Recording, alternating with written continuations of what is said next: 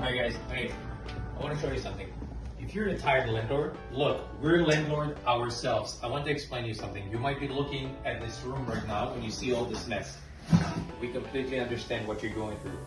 We are going through the same things. We're professional landlords as well. We just buy these homes. We have enough power still to keep maintaining that and do that. Maybe one day we're going to be tired. But hey, I just want to show you the type of properties that we buy. Check out this property right here. Tenant, they left a disaster. And that's, you know, if you're a landlord, that's not such a big deal.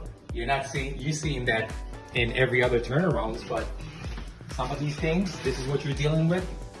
This is what you're dealing with. A mess, right?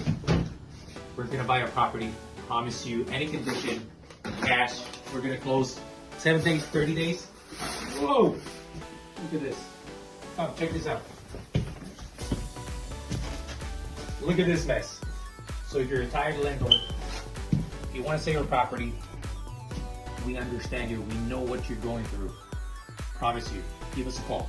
Thanks.